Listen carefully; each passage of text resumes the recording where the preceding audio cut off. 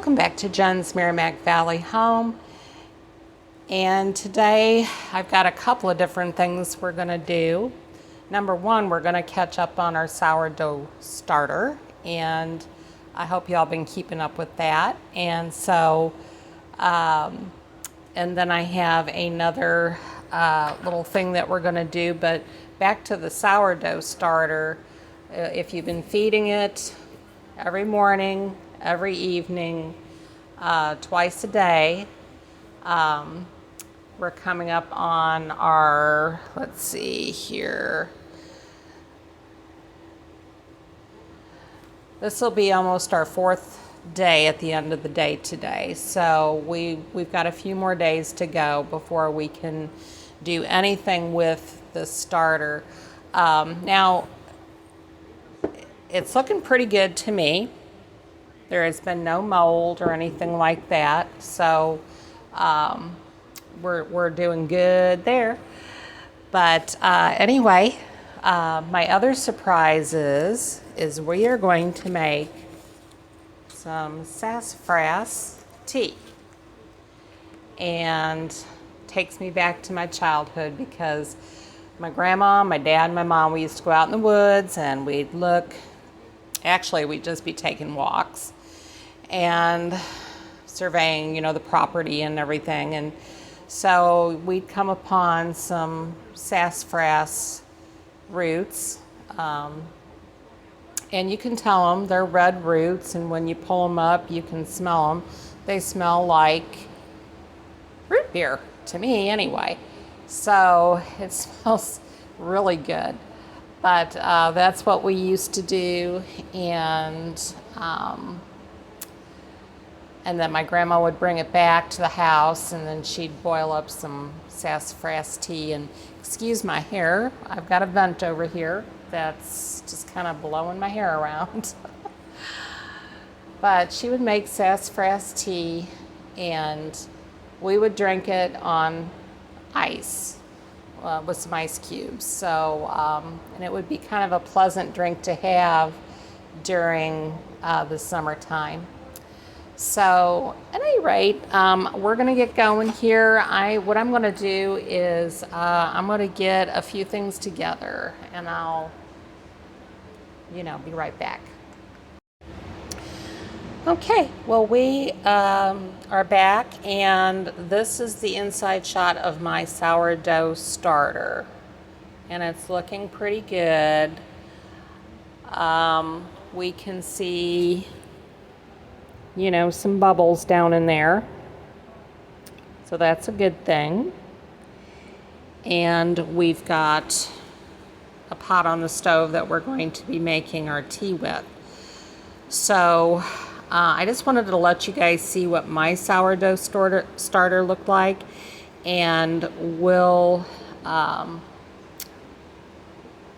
get the tea started here in just a few minutes, and we'll go over the recipe on that, and we'll have ourselves some good sassafras tea. All right, so we are going to start making our sassafras tea. Now, if I lived in a more rural area, which I'm kind of in a rural area, but not very far from St. Louis County. So basically, if I was out in more of a rural area, I would go on the property and look for some sassafras root. But I don't have access to that. So what I did was I went on Amazon and found it's called East West Herbal sassafras root bark. So it's basically the bark off of the root of the tree. And this is 1 ounce, and like I said, you can get it on Amazon, so I will put that in the description box below. But I just am going to open it here. Oh my goodness. It smells like a bottle of root beer. Or, you know how root beer kind of has that little bit of a licorice flavor to it? This smells really, really good. So I'm not going to make a bunch of this. You know, usually about 2 quarts of water to about, if you had the bark, if you had the root yourself, it would be like maybe 4 inches of that root would go inside the pot here. But since this is in pieces and smells oh so lovely, I'm just going to take some of it. I'm not going to take all of it, but maybe a handful, a little short handful, and I'm going to throw it in there. Let's see here if we can see this.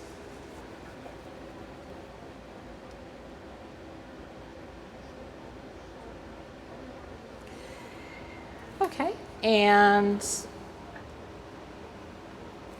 I'm going to turn on my water here, and we are going to bring it up to a boil. And once it comes to a boil, then we're going to let it settle down for a couple minutes, and then we're going to pour it into, you can either pour it into a container, or you can pour it into a jar, however you wish. You know, you could put it in a quart mason jar if you're making just a small batch. You can drink this hot as well, so it's a hot tea and a cold tea.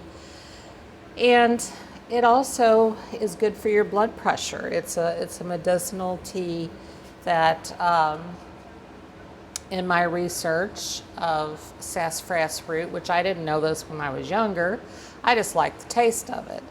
But it does help with your blood pressure, or it can. So now I'm not a doctor, but only play one on TV. But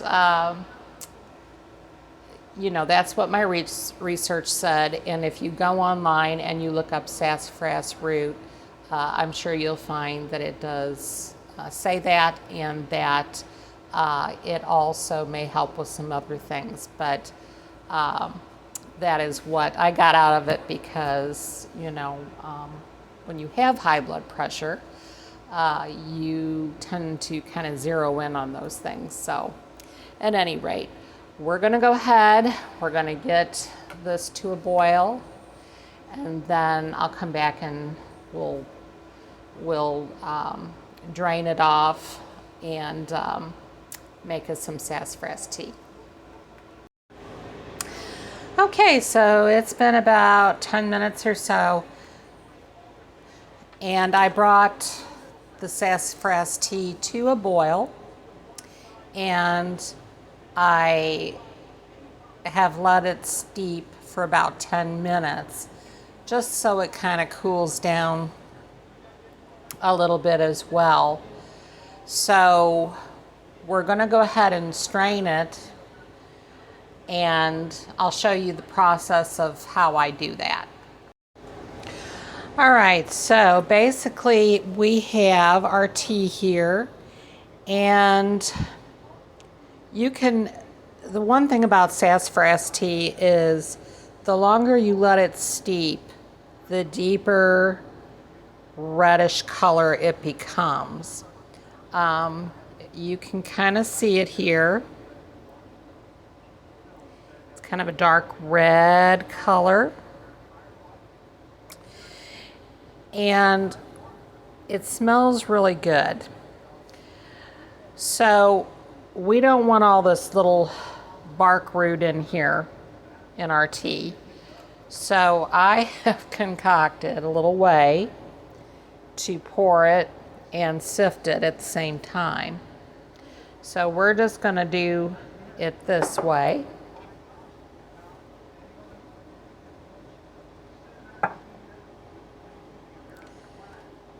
Hopefully I don't make a big mess out of it.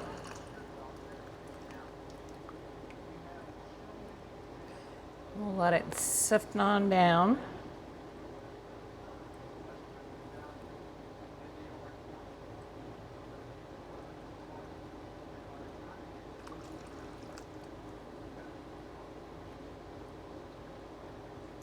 I think I'm making just a little bit of mess here.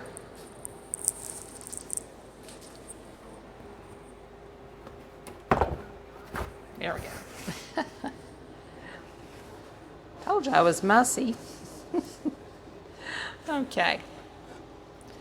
We're just letting that go on down. Let it sift on through.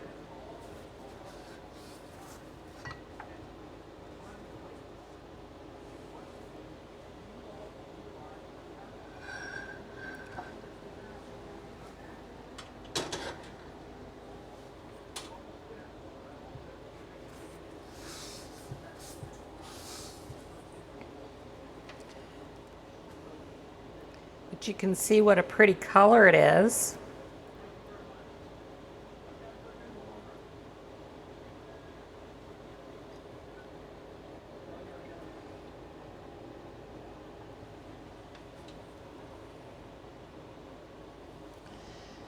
This would probably make just about a good cup. Like I said, I didn't make that much, and I really didn't make it that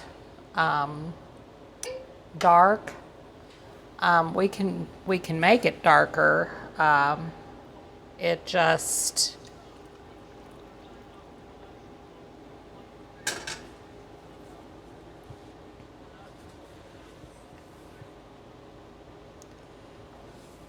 there we go. Just wipe it up as we go. Just let it sift on down in there.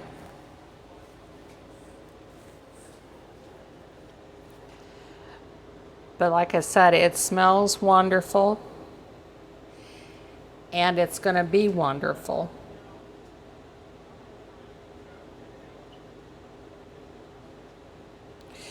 So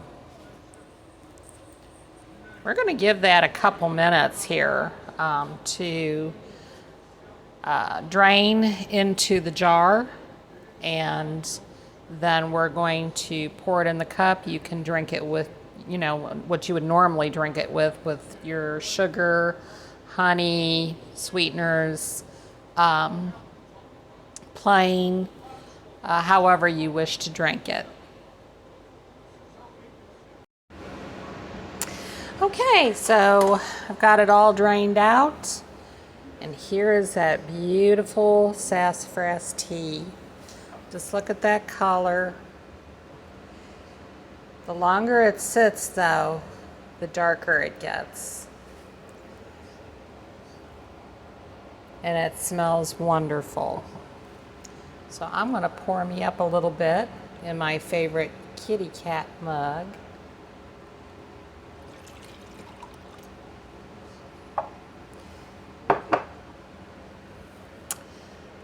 Cheers to you.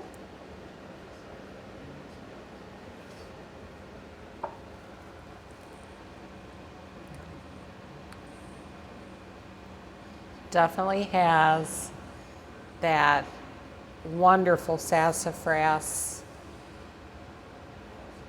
flavor.